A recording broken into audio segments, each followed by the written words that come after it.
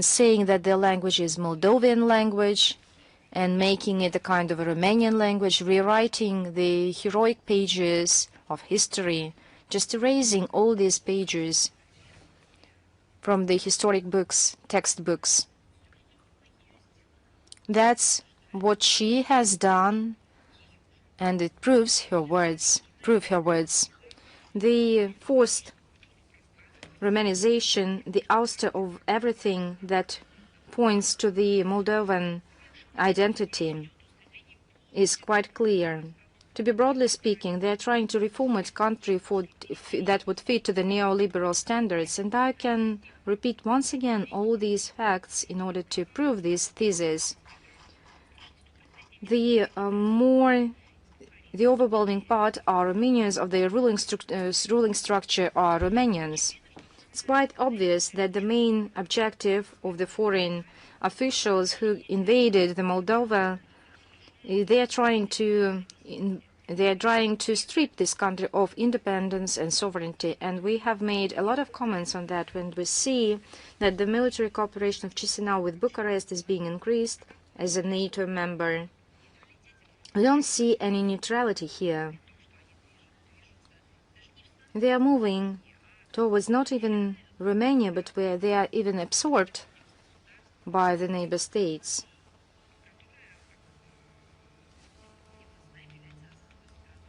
Which is a country which is a NATO member. Moldovan military regularly participate in joint military exercises to align the compatibility of the armies. Compatibility against whom? They consistently erase the constitutionally recorded status of sovereignty and neutrality, which for many years ensured independence of the country. In March 2023, the party actions of solidarity, including the Constitution of Moldova, the words Moldovan language, and you remember that, was replaced with the term into Romanian language. The school program, instead of history of Moldavia, the history of Romania was introduced. And now the children are being taught following this textbook, falsified textbook. Regularly in various parts of the Republic, funerals of Romanian heroes are being opened up. Are there any heroes in Romania? Yes, there are, but not that imposed to Moldova. And all those who were, and right now, they are being declared, all those victims are declared heroes in Moldova. Aggressive expansion of the Bessarabia Metropolis of the Romanian Orthodox Church in violation of the borders of the canonic borders. The Russian media, including TV channels, are being blocked, replaced with Romanian TV channels. And I think that it's enough in order to update this topic with due account and referring to the facts. For Chisinau and the sovereignty of republic and national identity cultural code of the Moldovans, they completely ignore this. Except for one thing, this is an impediment. They view it as an impediment and obstacle. They prioritize the idea and target to serve the interests of the Western curators under pretext of implementing the so-called Euro integration project. The opinion of the Moldovan people is ignored. Moldova sees it and doesn't like this thing. Many flee abroad, and I cited the numbers today. It's sad to see how Russophobia is gaining momentum and eroding the Moldovan society, not because it is as it is, but because this poisonous acid is being poured on them by Sandu's regime, and back then it was a prosperous republic. Let's move on further. Do you have any other questions? Russia Today, please. Good afternoon, Madam Zakharova. Red Balkan. We have two questions to you today.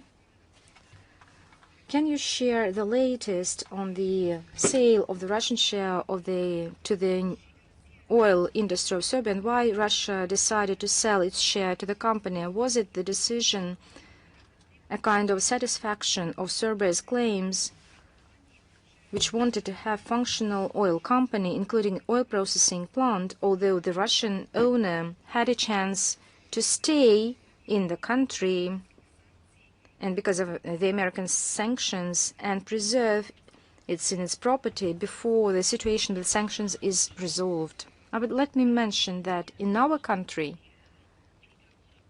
all these talks concerning the oil company in Serbia are being headed by the Ministry of Energy. So if you let me, I will address this question to the Ministry of Energy, and we can ask for a comment for you of this ministry, because this is their scope of competence. And we will do whatever we can in order to provide you an answer.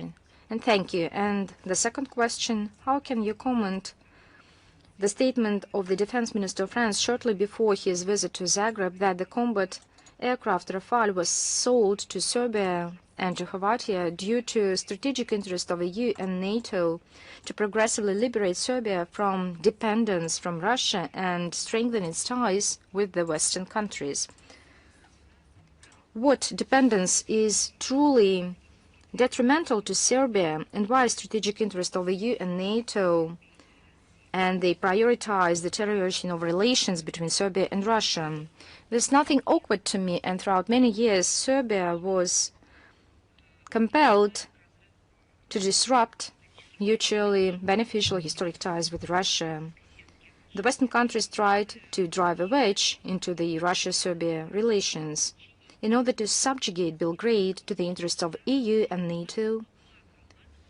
But unfortunately, this all goes for the detriment of Serbia in order to make this country a kind of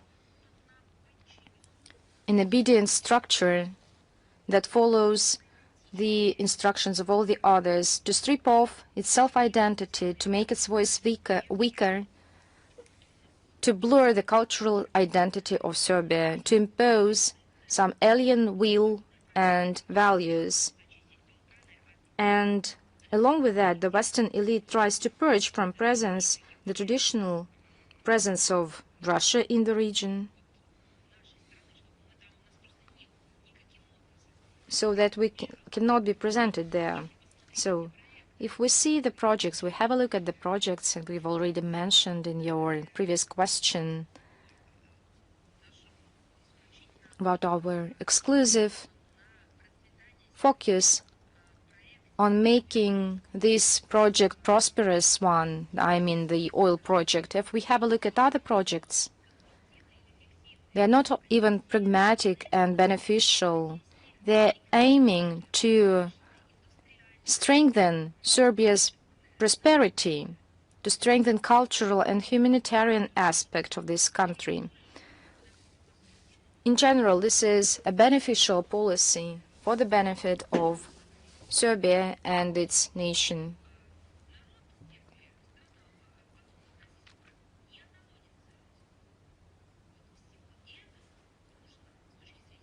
And in terms of the Western ideology, Serbia should be stripped of these benefits. The Western countries just seek their own agenda. It's a detrimental and awkward practice. Undermining of the Russia-Serbia political and trade and economic ties is an overall objective, a strategic objective of NATO and the EU to oust all third, as they claim it, countries from the Balkan region, both Russia, China, and Turkey, so that no one was present there. And their purpose is crystal clear, so that Serbia be dissolved, be dependent, so that Serbia be dependent on Brussels.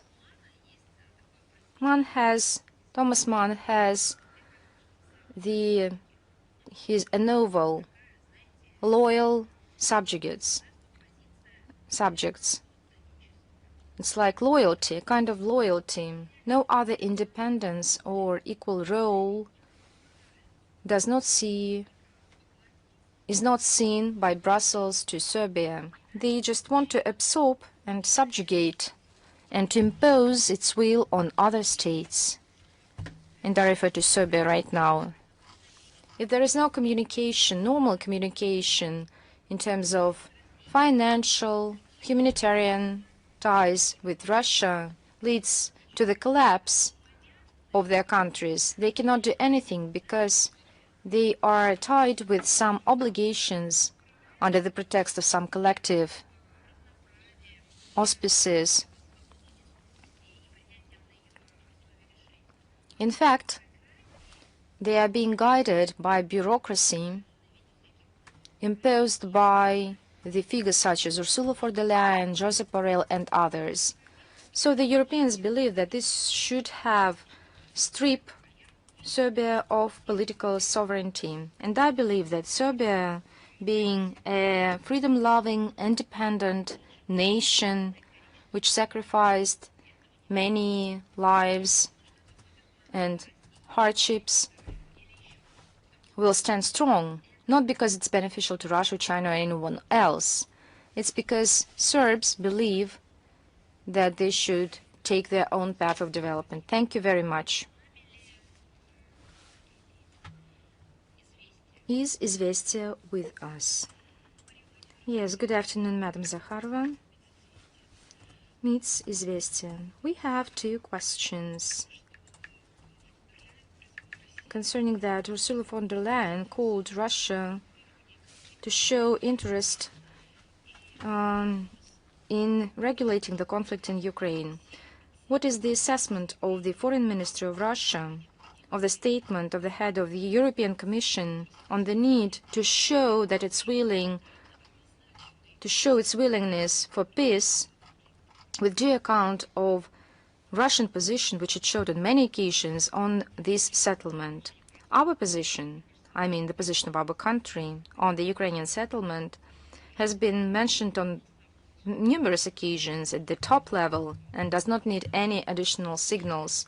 Moscow has always been steadfast and open for the equal dialogue. And I believe that equality and equal dialogue is the basis of all this.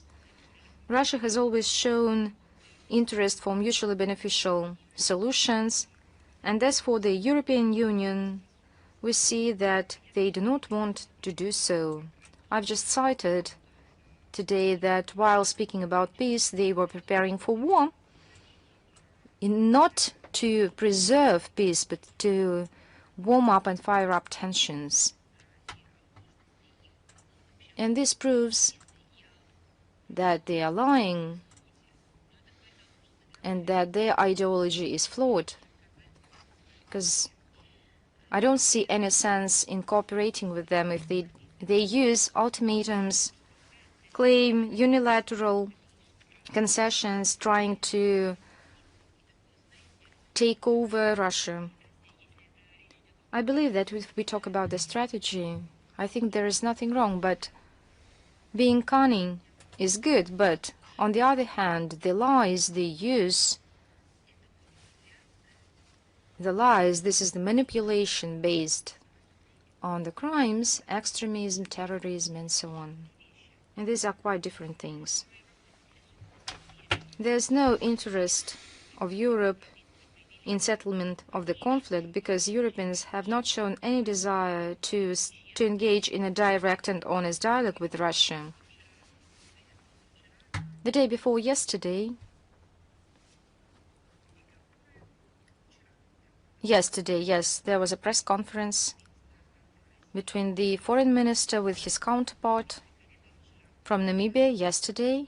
They discussed some awkward recalls of President of France, of Emmanuel Macron, saying that he wanted to make contacts with Moscow, although he scrutinized Moscow previously, but in December he said that he was willing to establish new contacts or to resume contacts but it all ended up to some assertive rhetoric and so on and so forth.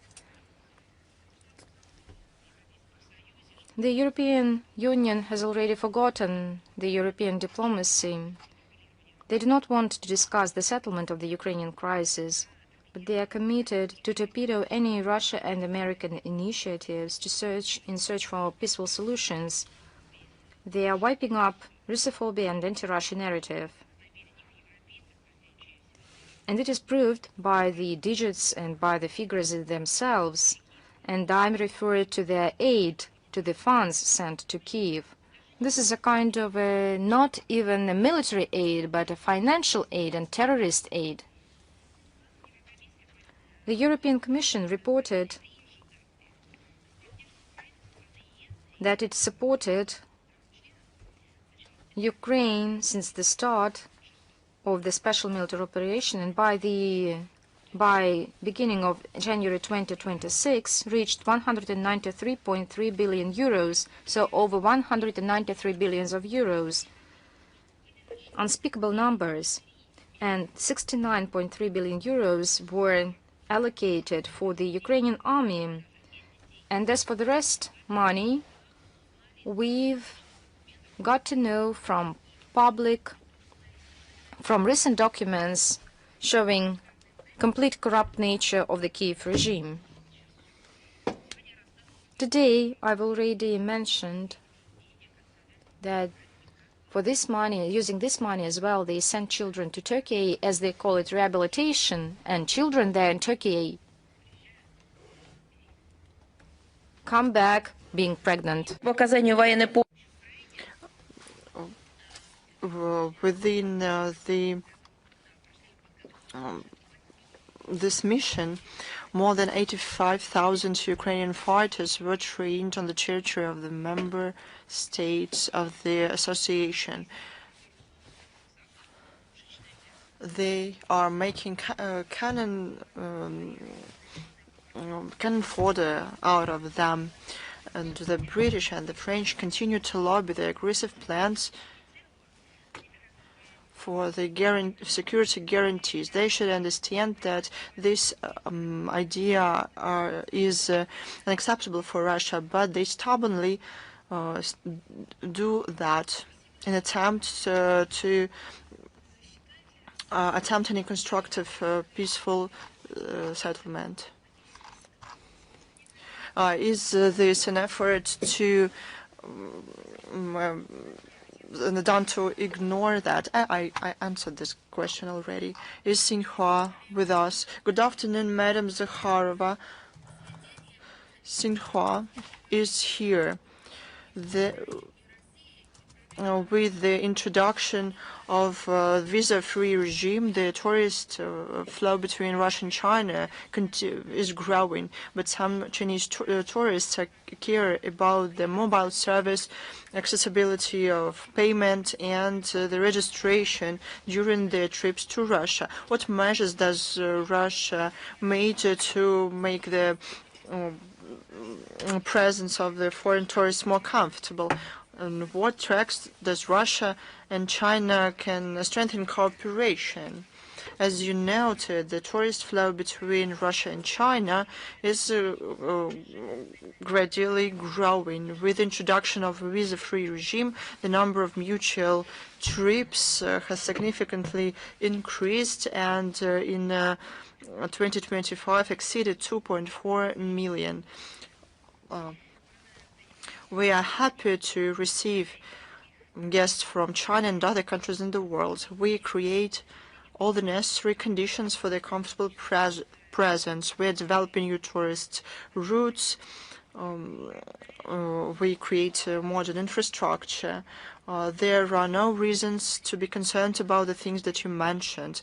On the websites of our foreign missions in China, one can find all the necessary information to be prepared for the trip. In any case, for those who come to another country, there are things that are different from those they're accustomed to.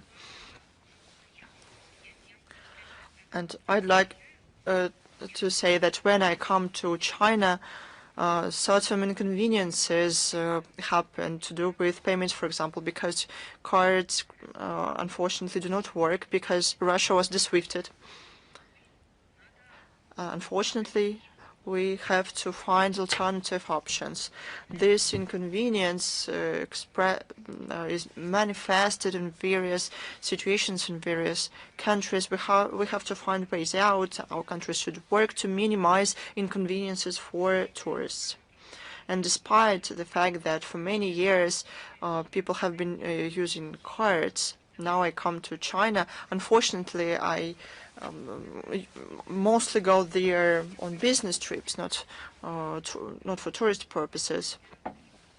If there is a need to pay for something, if I have to go somewhere outside the hotel, I have to do like our parents did.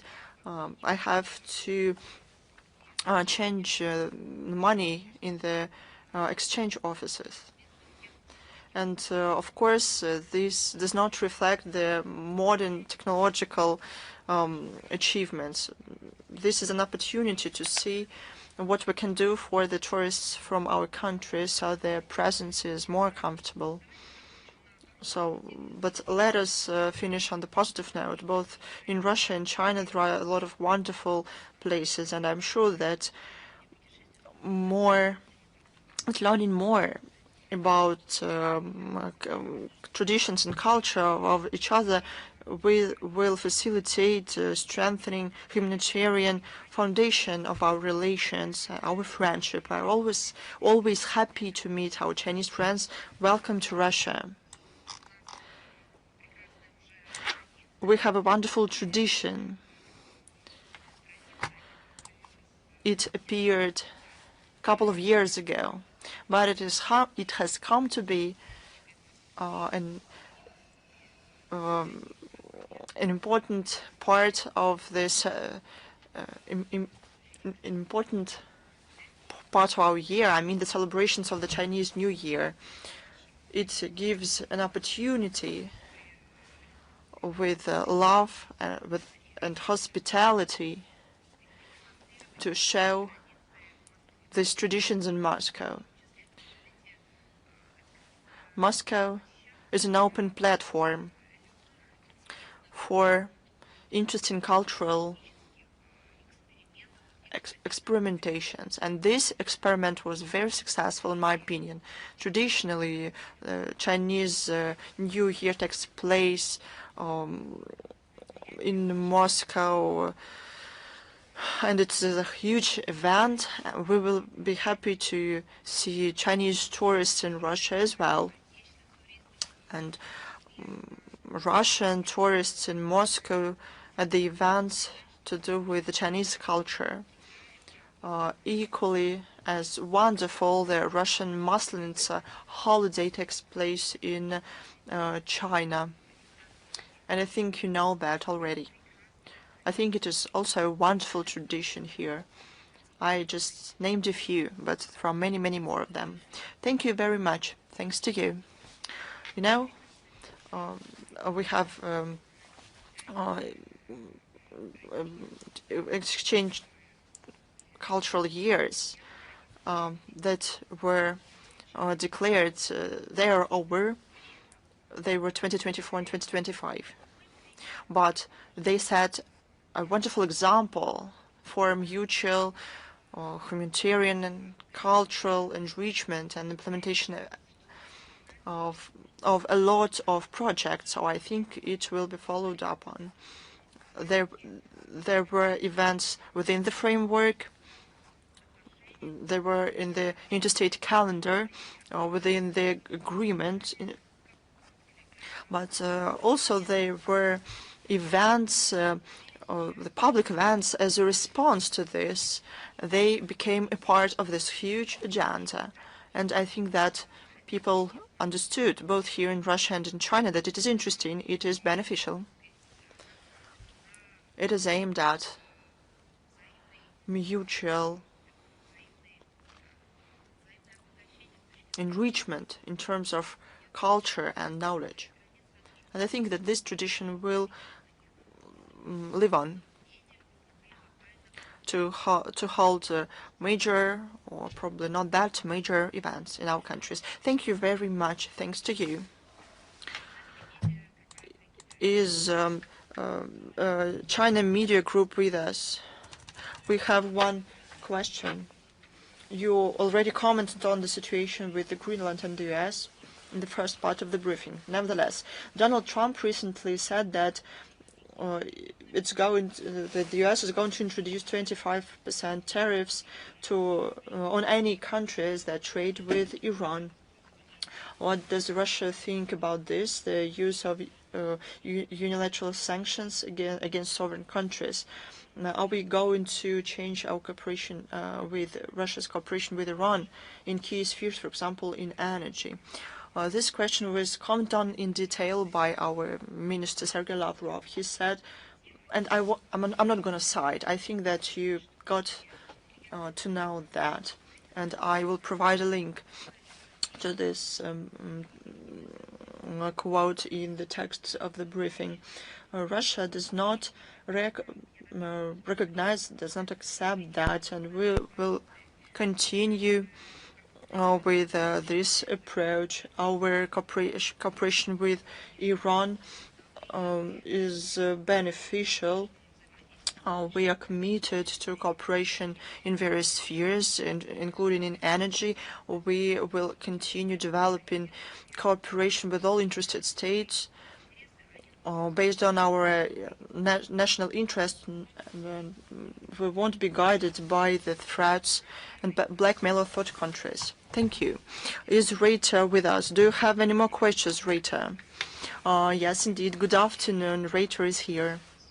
We have questions still, though you partly commented on them. Question 1. It's about Greenland.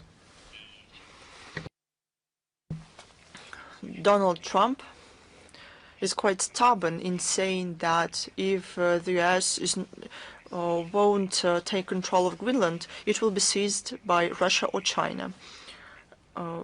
It is not about the activities of Russia or China, but about the intention. What can you say about these words? First of all, I already commented on them. Second, why don't you want to ask the US president? Third, why don't you ask this question to all the European Union and the Western Europe? Only because Russia and China are mentioned here. I believe the main participants of this drama should be covered. In the first place, ask them what's going on with international law, rules-based world order. This is hilarious. I mean, indeed. We already talked about it today. I am absolutely sure that when they divided Serbia and Kosovo almost 20 years ago, a little less than 20 years ago, all the Westerners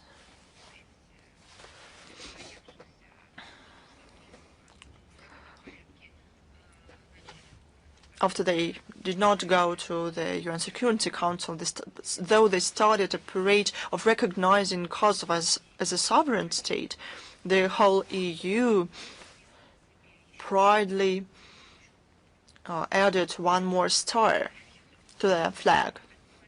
But I think they did not think that they will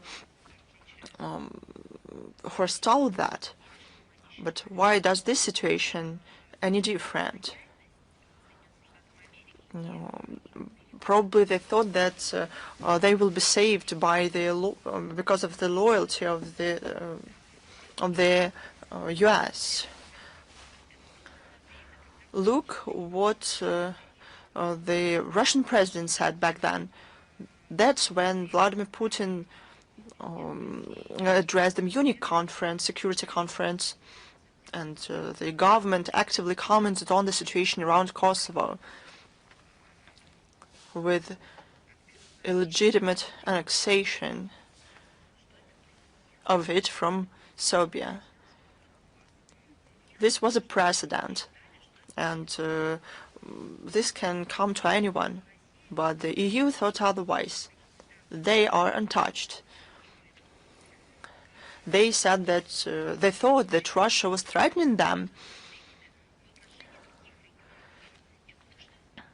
They couldn't even imagine that they would be taken hostage of this scheme that were endorsed and designed by them. But let them enjoy it. Eat what you prepared. Don't choke.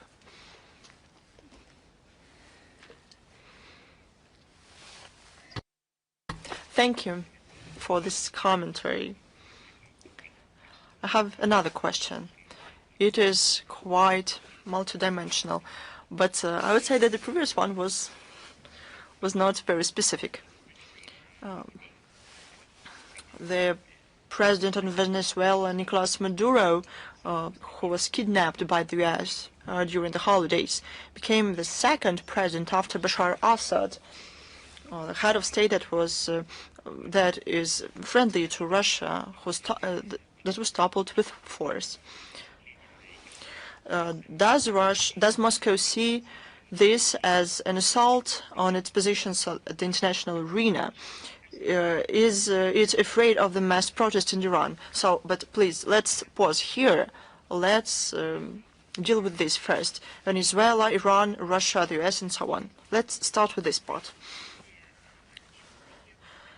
If we are concerned, if we should be concerned about anything,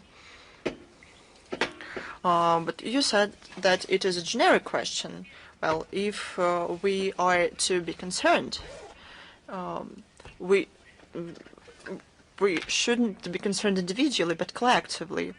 But we should be concerned by the destruction of international law.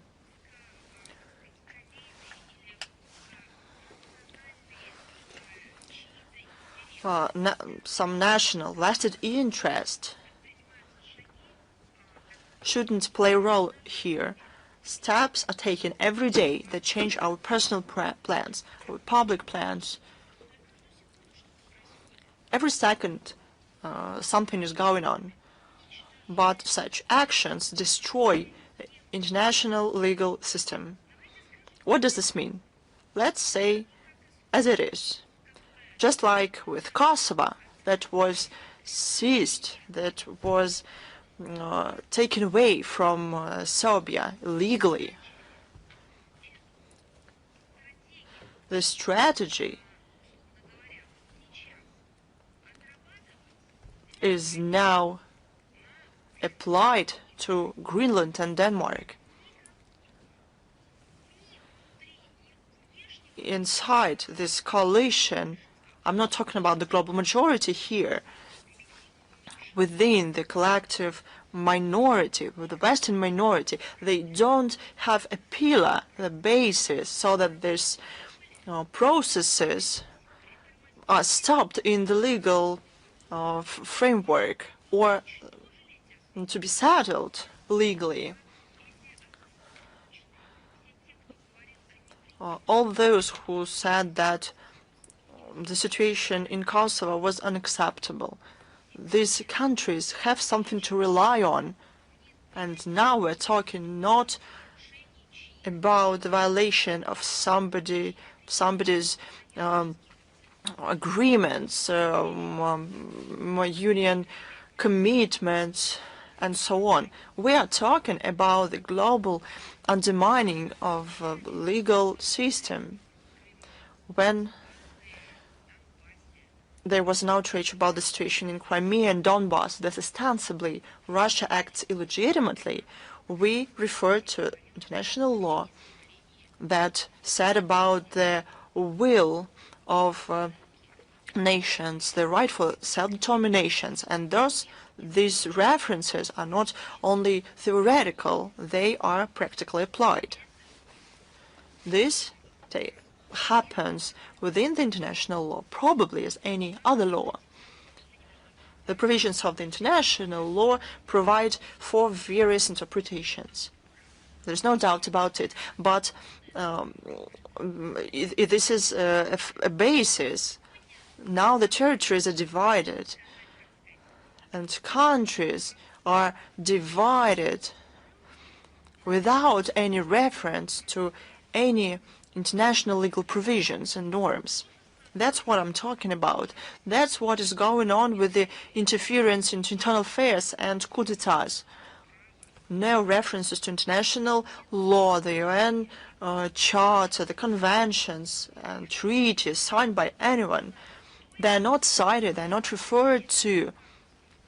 Listen to Kaya Kallas, as you mentioned Iran. She said that they need, and Ursula von der Leyen said the same thing, that they need to increase the level of sanctions pressure to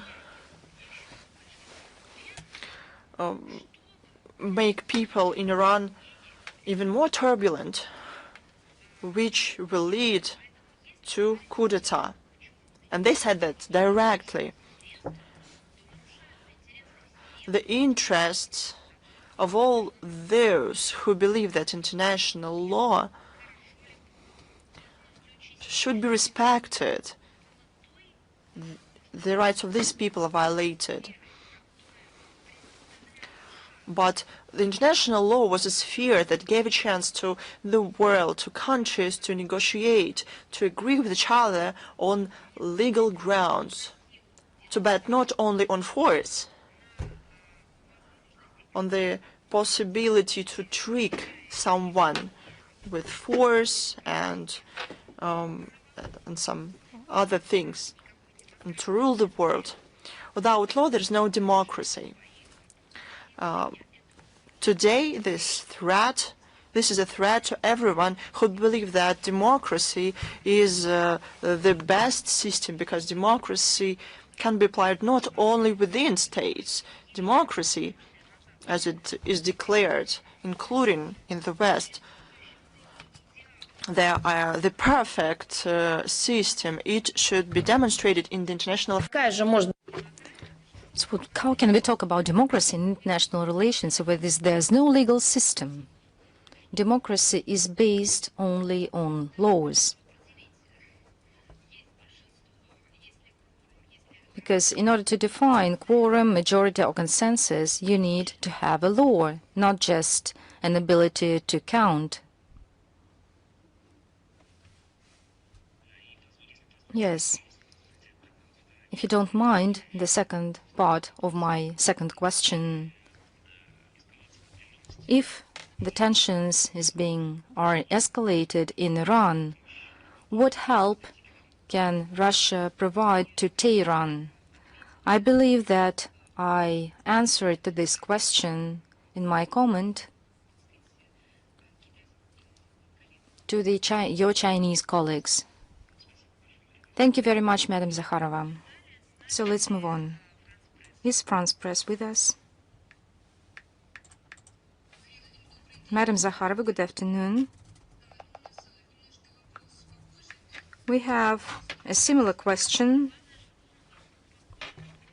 So the most important that it would be similar because it coincides somehow with the previous question and not because you got some questions from somewhere.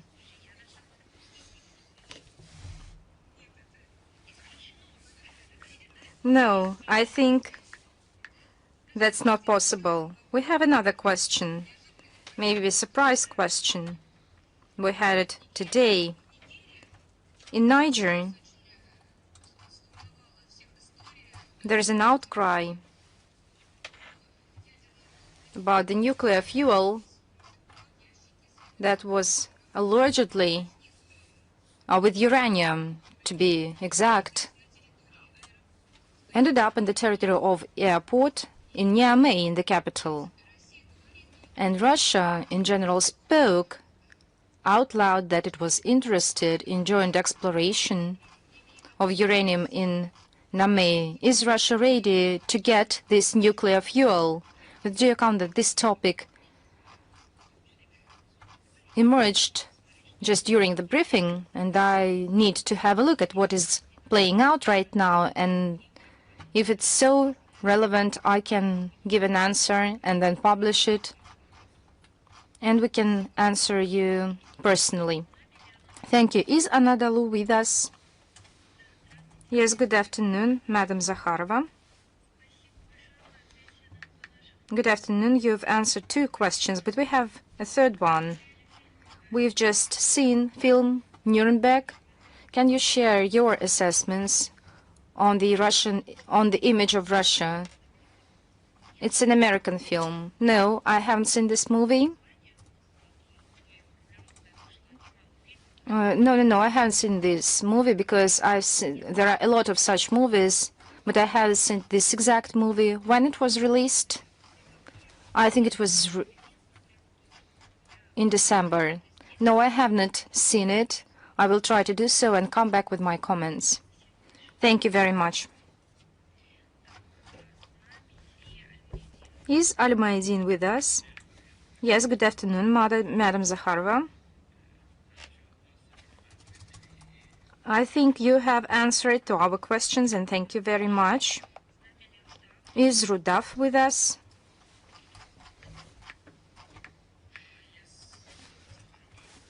Thanks a lot for your time. And I have 3 questions, but you have already answered one of them.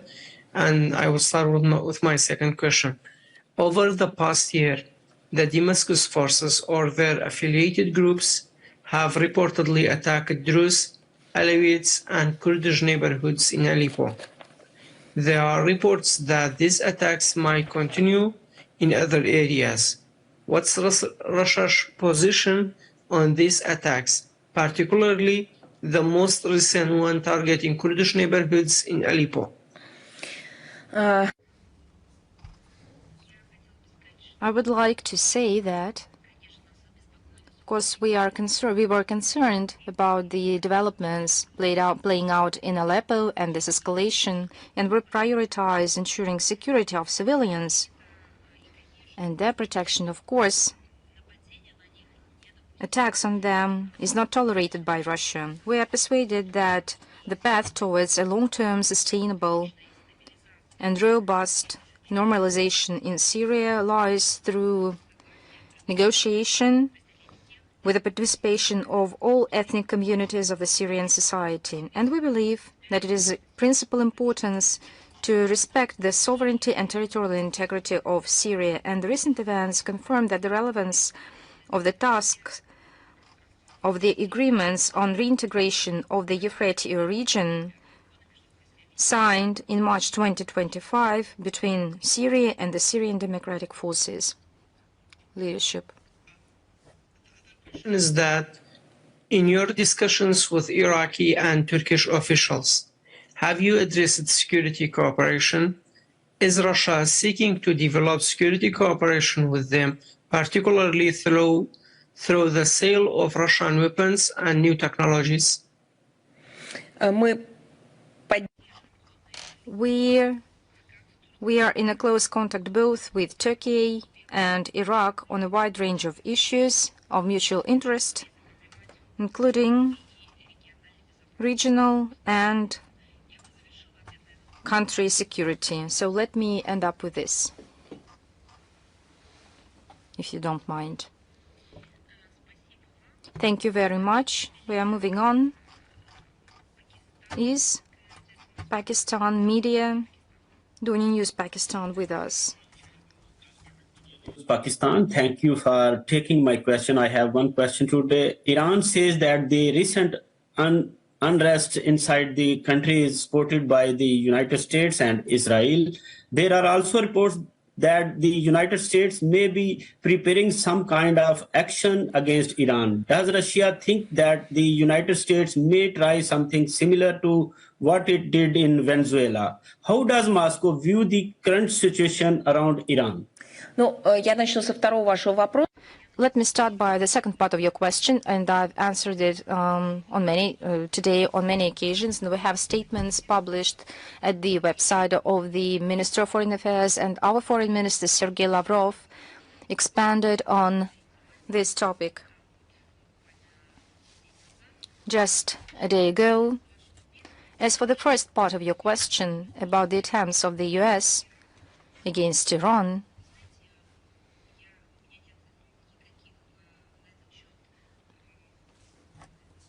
Here I don't have any comments, because these questions should be addressed to the Americans, and we believe, and let me reiterate, that the toppling down of regimes cannot be tolerated by the modern community. Moreover, taking into account, if we are speaking about the respect for the UN Charter, here it's about the sovereign state of Iran with powerful democratic values and traditions, respecting democracy and history, their own history. But we see the Western countries, you've named the United States, you've named Israel, but you didn't name the EU, resorts to all possible tools in order to settle the situation and to affect and influence Iran, its leadership and its nation, to topple the current government, and are very open in their aspirations.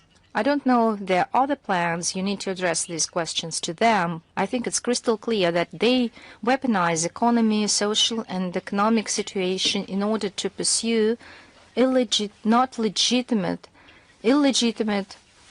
coup d'etat. And that's what they are doing. I believe that no country in the United Nations has a right to resort to these tools and techniques if they respect the UN Charter. Thank you very much. Let's move on. Is Newsroom with us? Good afternoon, Madam Zakharova. It came out that many questions are interconnected today. The US President Donald Trump, I don't insist on your question, but it's important to us. Thank you. The President of US, Donald Trump, under pretext of ensuring security from Russia and China, said that he wants to establish control in Greenland, viewing it as a strategic interest of US. What is the prospects and perspective of Russia of this? Can it be lead to the dissent in NATO? So let us reflect on that a little bit. Neither Russia nor China claimed anything like that. There are no facts that can prove these accusations, and that's my first point. By the way, Russia and China recently have been claiming that they want to develop this region and relations with this region. For our part, it's a natural interaction. We are a part of the polar region. China has technological capabilities along with financial and humanitarian technologies. They have good production capabilities. China has ambitions to come into this region in terms of economic, financial, technological power. So I have a question. Speaking about and saying that the United States want to preserve this region, the Greenland, or any other neighboring region, and to defend it from any other claims, aggressive claims of Russia or China.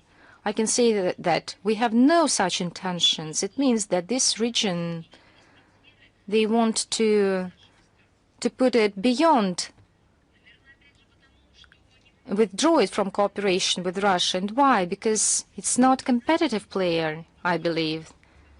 I believe that our ways of cooperating with third countries and other ways to have business, I think it will be more interesting and attractive to these regions because we provide guarantees building on the international law. We respect international law and international treaties. We do not withdraw from treaties by signing just shortly before that with another country some agreement.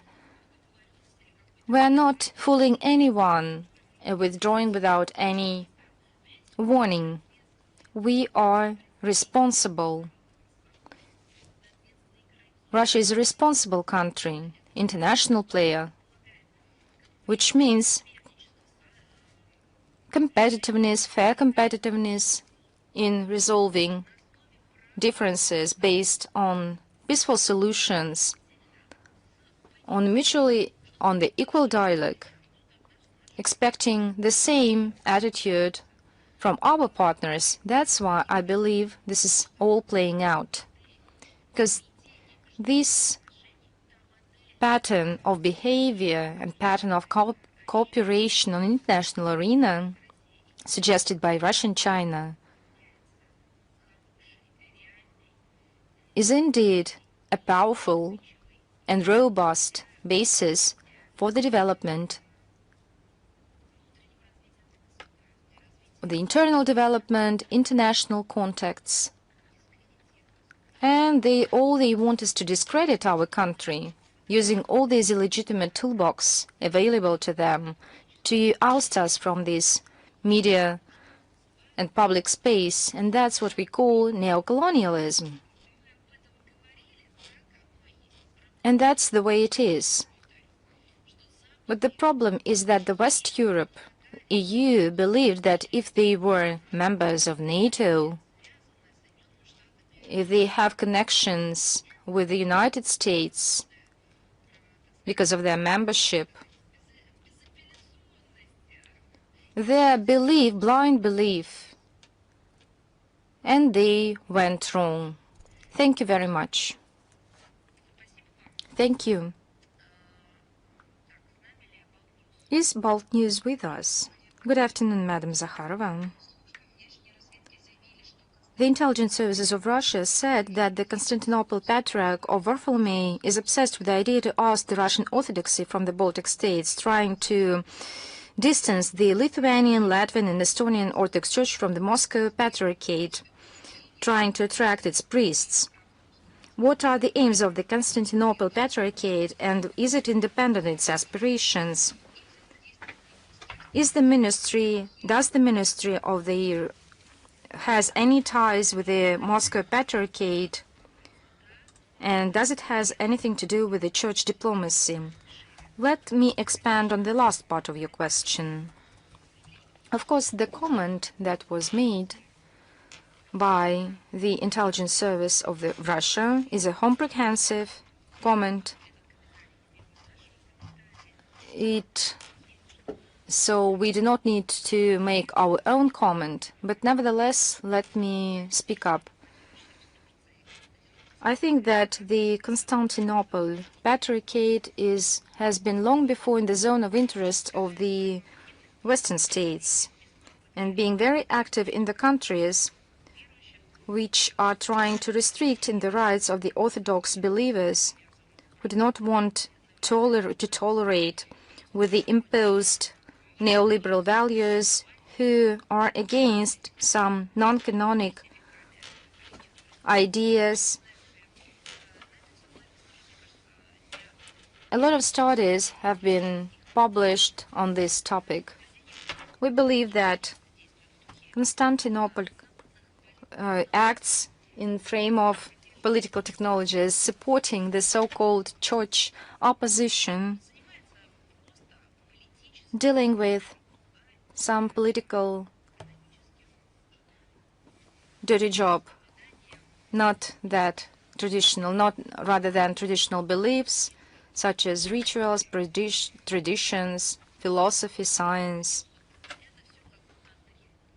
I think they all put it into oblivion. These are political machinations or technologies. Let me recall you that it's not a kind of a church opposition who does not support the official church. I think all these are breakaways. Patriarch Varfolomei establishes problems in the spiritual area in the areas where he could have avoided them. Of course, you should address your question more to the Moscow Patriarchate if you want to know the situation more. As for the protection of the rights of the Russian Orthodox Church and the the believers abroad. So these questions is under permanent focus of our foreign ministry. Respect of the rights of the believers, this is a sensitive topic and important one. Unfortunately, it's being at the tone of geopolitical interests, and even under the wheels of geopolitical interest. It demands not slogans, but a painstaking expert work. It requires a kind of political maturity and love to all those they are concerned about.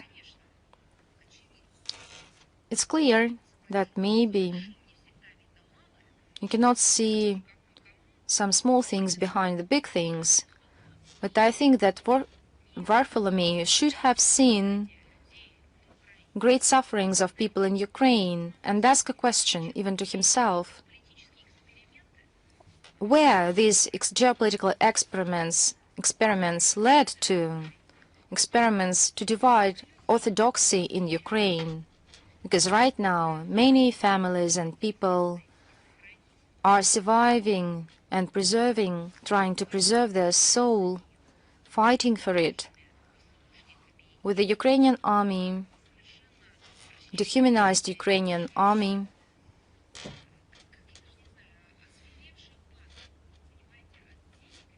and this criminal government flooded with money.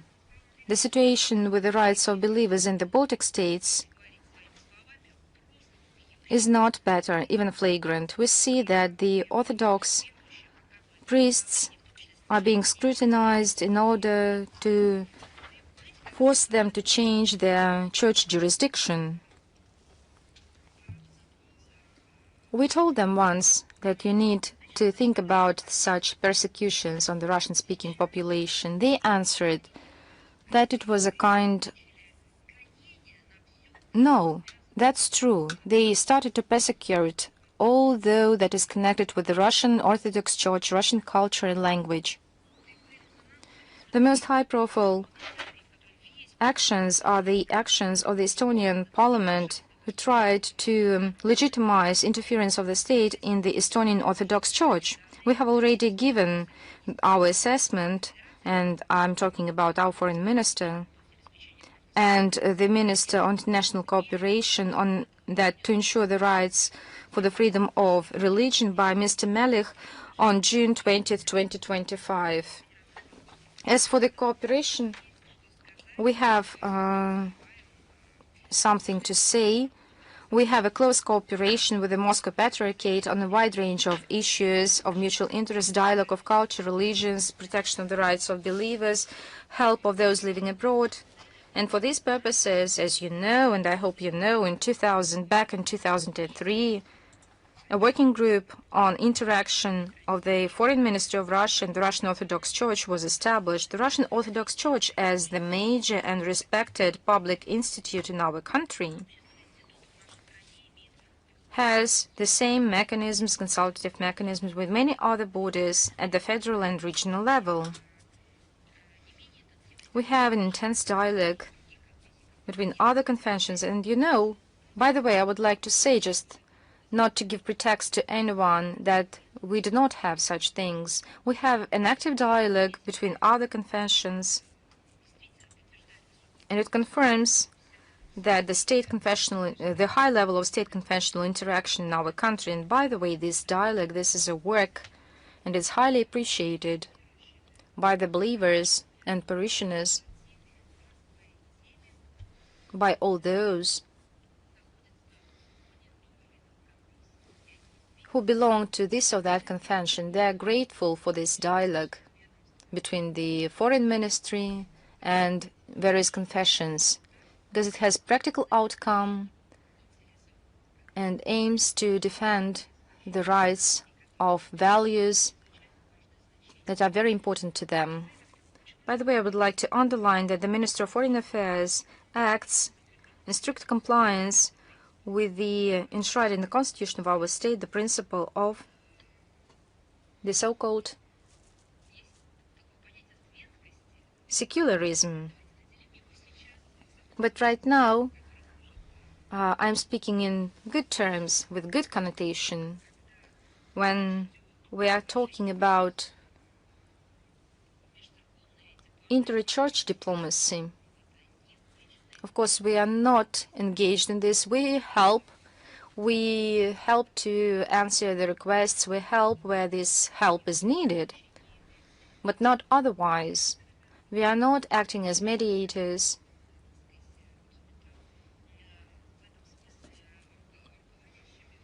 Or some authorized borders. We respond to the requests and the tasks set before us by the relevant confessions that reflect the aspirations of its parishioners. Thank you very much. Is the Kurdistan 24 with us? Yes. Madam Zakharova, good afternoon. I represent the Kurdistan 24 TV channel. I have one question. After the attack against Kurds by the government forces of Damascus, civilians died, including women and children. Now the armed Arab formations shell civilians and torture them. What can you say about this aggression against the civilians of Aleppo from the formations of Damascus? What can be done to protect people? I understand your question. I partly answered your question earlier. I touched upon this question. We follow closely the situation in Syria. On January 6th, the situation exacerbated in Aleppo significantly. In the northern neighborhoods, there were fights. On January the 10th, the authorities of Syria declared that they took control of the above-mentioned districts. We were concerned about the developments in Aleppo. According to the reports, civilians are among those killed and wounded. Tens of thousands of people had to leave their homes. Civil infrastructure was severely damaged. We prioritize the security of civilians. Such attacks are unacceptable. We believe that the path to long-lasting sustainable stabilization in Syria lies through wide dialogue. It should be aimed at strengthening national concordance while accounting for interests of all representatives of all ethnic and confessional groups of the Syrian society. We believe that it is of principal importance to respect sovereignty and territorial integrity of Syria. The recent development, I'll tell you again and again, confirm the relevance of the goal to implement the agreements to reintegrate the Euphrates region in the legal framework, in the legal space of the Syrian state. They were reached in March 2025. Thank you. Thanks to you. Is Lenta. Are you with us? Yes, good afternoon, Madam Zakharova. We have one question. You talked quite about it in quite detail, but I would like to specify one thing. Donald Trump recently said the defense of Greenland consists of two dog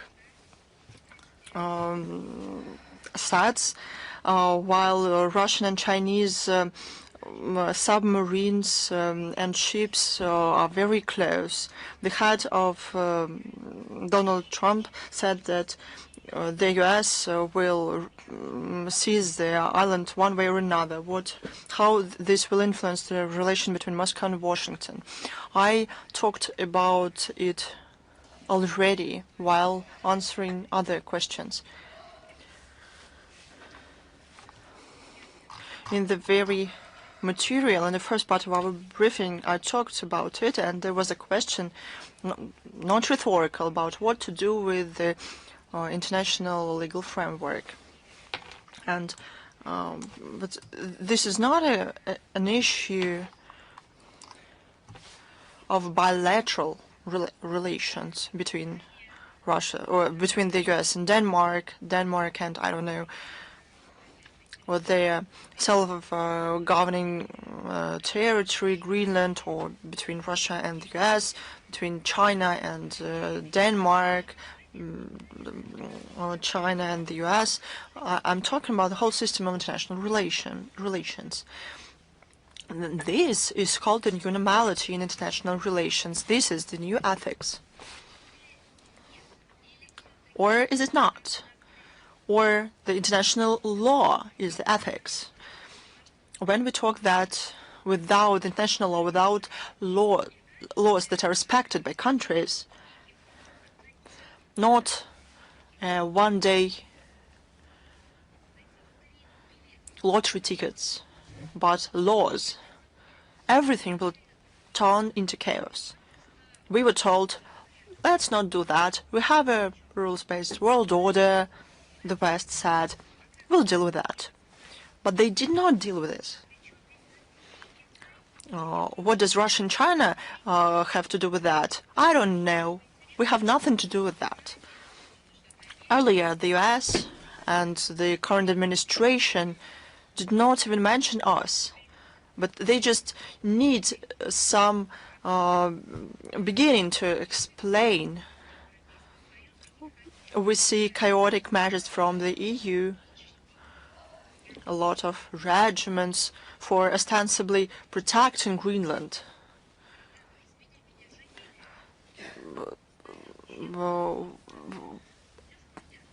Everything is clear. For a long time, the Western world has been in crisis, and this Western world says it for itself.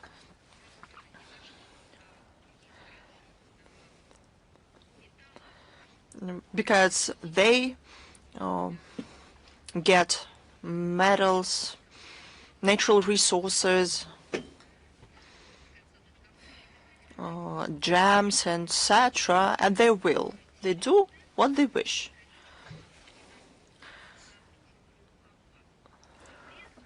But at the same time, the technological development, the aims that they set for themselves as their growth rates, financial indicators require more and more resources. But where can they get them? This is the question.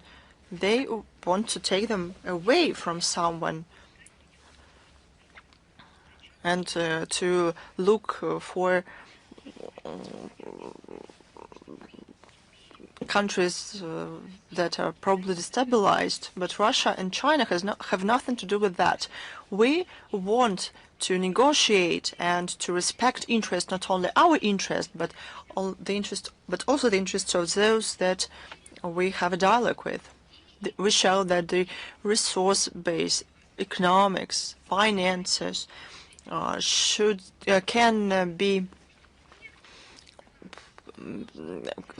be done with respect, that we can afford not to take away oil and gas from someone, not to expand, but to do that on mutually beneficial basis. China shows pretty much the same thing, that despite the differences in political systems, of traditions, it turns out that it is possible, equal competition is possible. This is not a model that the West has been pursuing for centuries, to take something away and to leave the country with nothing, and to say that they are unique. Somewhere here lies an answer to your question. Thank you very much. I'm waiting for this. They've always saying, the European countries used some covert statements or even some steps oppose the security, and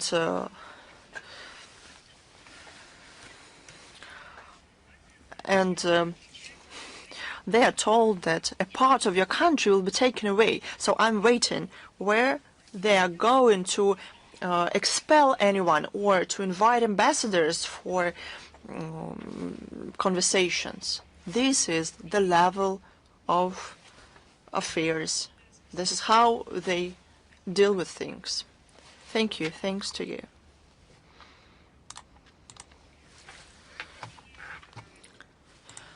Well, is the embassy live with us? Good afternoon, Madam Zakharova. Good afternoon, colleagues. I have two questions.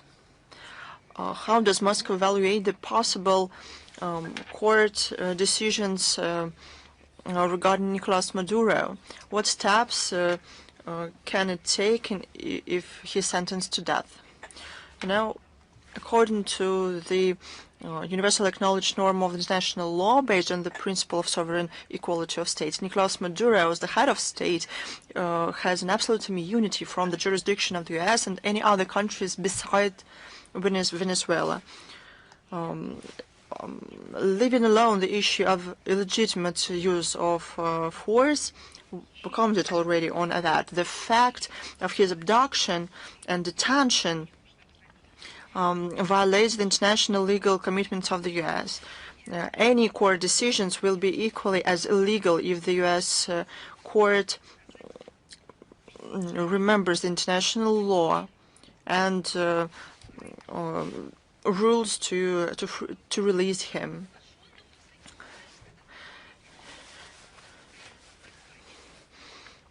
You know, even Western media say that he was kidnapped and seized. The rant that ostensibly Nicolas Maduro is not present anymore and lost his immunity are not true, because that happened as a result of an operation of the U.S. Certain international legal norms exist. None of them were applied. That is why these actions are illegal. So I suggest we talk about this in the legal framework, not in the framework of predictions or anything else. Another question.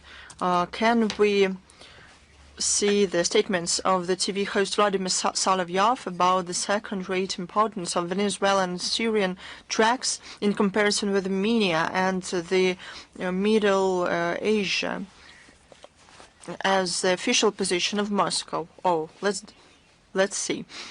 We're talking about the personal opinion of a journalist. Opinion. This opinion was expressed at a private channel, Solovyov Live. Thought.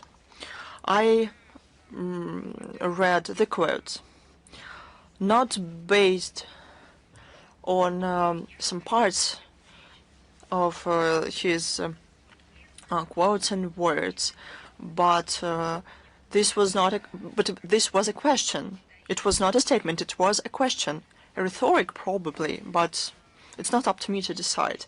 Besides, these phrases were clearly presented provocatively as an official position of Russia, but it is unacceptable. These kind of manipulations are unacceptable, and the commentators seized this opportunity to spread a number of quotes, neither in this or other programs,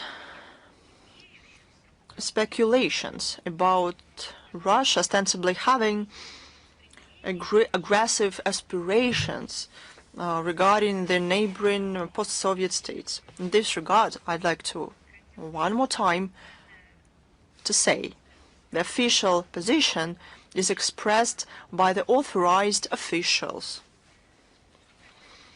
As to the official position of Russia, it was expressed by the leadership of Russia many, many times.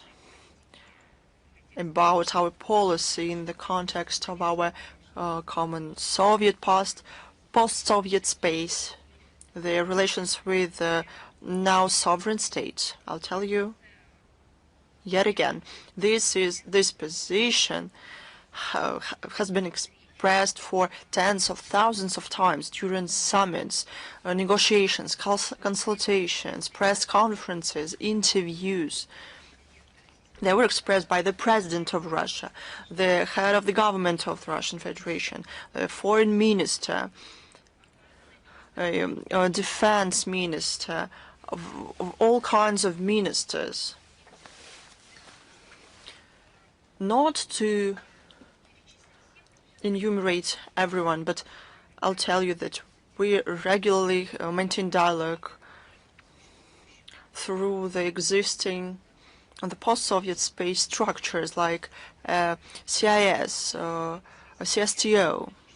I'd like to mention that through the CSTO, there's a format of meetings of the secretaries of security councils. And these very structures and people who had them and numerous experts who work there, they discuss security on this our common region. I don't have an opportunity to provide all the links to you, to these position statements, to the signals. I'll tell you briefly what was said many, many times. We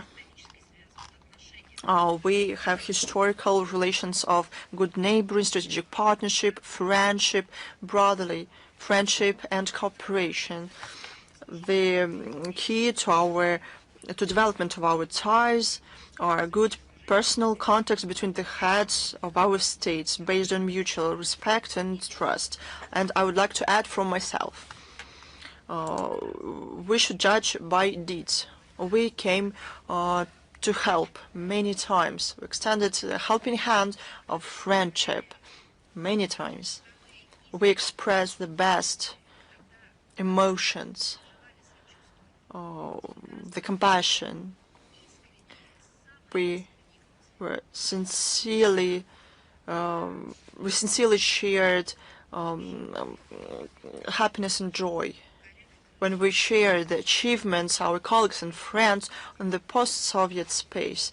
We found ways out from seemingly dead ends. We overcame misunderstandings and other things. We responded to provocations. That's what shows the reality. And we shouldn't focus on provocations. Unfortunately, there will be numerous. Let's see the real, not by the fakes and false things. Thank you, Madam Zakharova. Thanks to you. And author E, please.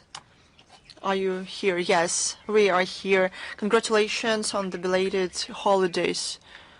You know, I thought recently, probably it has something to do with, I don't know what it has to be, what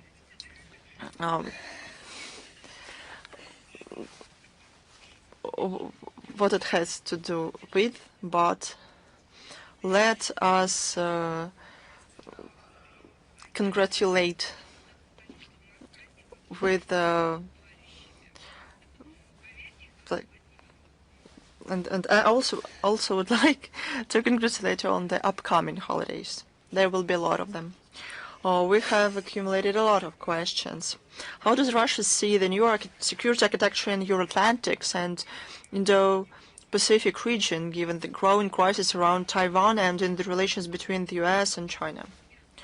We talked many times that the hybrid war between the West against our country was and planned and provoked a Ukrainian crisis. A part of this hybrid war drew a line to attempts to implement security model based on Euro-Atlantic mechanisms and led to the collapse of this model. But probably it was not a reality. It was just a decoration.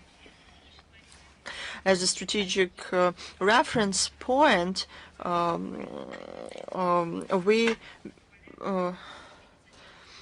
believe that this is the initiative of the President of Russia of June 14th, 2024. He put it forward here in this very hall. Our view to Eurasia as one common space is explained by mutual influence of military and political processes. It is not a part of the current situation, of the immediate response to the situation. We aspire to create favorable conditions for social and economic development of all Eurasian states. The united architecture would include, in our opinion, understanding and agreements to ensure security between the neighbors based on the principle of equality and indivisibility. The Eurasian countries should take responsibility for settling their own security issues, and the interference is not acceptable. You mentioned Indo-Pacific region. We do not use this term. In the context of the implementation of our initiative, we're talking about the geographic Eurasia. Is the continental Europe, Middle East, South, Central, Northeastern and Southeastern Eurasia. This architecture will be open to all European countries who would like to participate in its creation. An important role will belong to multilateral but not Euro-Atlantic associations. We are prepared to have a dialogue with those Europeans who will abandon the aggressive anti-Russian policy and destabilization of Eurasia. Thank you. And my second question, what forms of international cooperation on cybersecurity and regulation of Internet of Russia advances at the United Nations and other multilateral platforms? We are persuaded that effective international cooperation on ensuring international information security requires participation of all states without exception. So Russia, along with partners from the developing states, established, let me explain why, because many ask why all states should be included. But we see now that the information security can be undermined apart from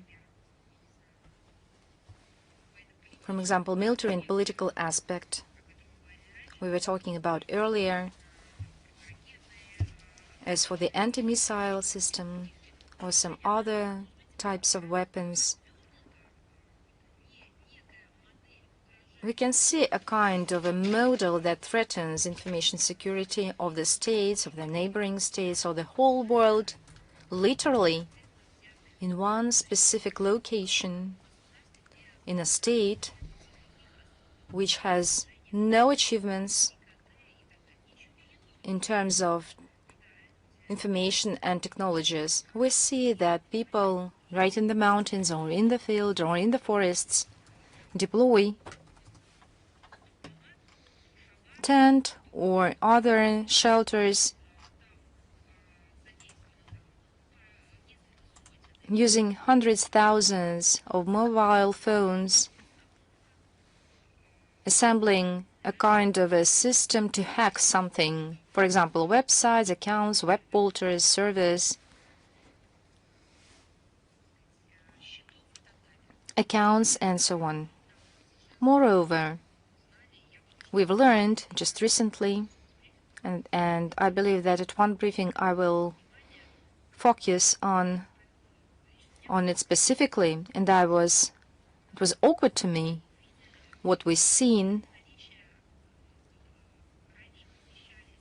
For example, earlier there were kidnappings of people, human trafficking for physical exploitation. People were forced to work, for example, as slaves in some fields, or people were used for sexual exploitation. Right now we're seeing a new type of crimes when people are kidnapped for the work in this cyber information illegal areas, for example, as operators of call centers installed on the territories, on the borders between the states, for example, if the states are in a state of a conflict or unsettled conflict, the zones that cannot be controlled, and such terrific and horrifying farms or call centers are being installed there. Farms that used such kidnapped labor force. I've never knew that people can be forced to do so as well, but it came out that there are such technologies forcing people to work even at this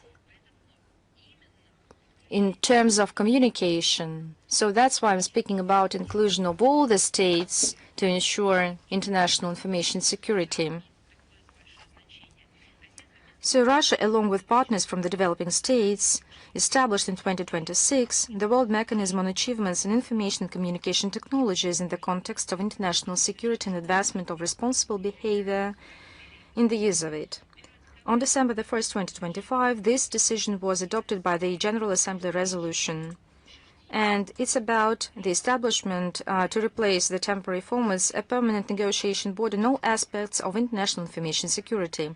Along with the agreed procedure of work of its operation, all UN members will participate and all decisions shall be taken by consensus, not so saying that it will be all the decisions will be taken unanimously. Among priorities works is discussing the prospects of universal treaties in order to prevent conflicts and to advance peaceful settlement in information space, as well as support to the developing states. So two components I see here. It's the adoption of universal treaties to prevent such negative scenario and peaceful resolution of conflicts in the information space. Since May 2024, under the auspices of the United Nations, another important mechanism of cooperation in international information security is functioning. Russia initiated Global Intergovernment Directory of Contact Points on computer incidents for sharing information on computer incidents. It serves as a communicative channel in order to clarify the circumstances of cyber attacks and is called to serve as a professional venue for interaction of all the structures. The key formats to discuss the key regulation issues, the World Summit of the Information Society and the Internet Governance Forums are engaged. One of the main purposes of this platform is to ensure equal participation of all the states in governing the global network.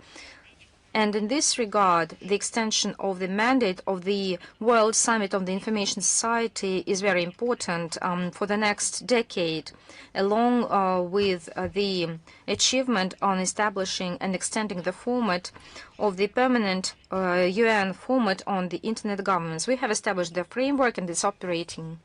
And my second question is connected with Internet. What are assessments of the Minister of Affairs of Foreign Affairs as for use of Internet as a tool to influence elections, and what measures is proposed by Russia in preventing these conflicts? If you don't mind, I would expand on that and in a written form, and then we can publish this answer. I will provide you an answer personally to you in a written form. Thank you very much. Thank you. Because it's a broad question, and I would like to expand on that, and maybe next briefing I will take it and expand on that. Is Ukraine Ru with us?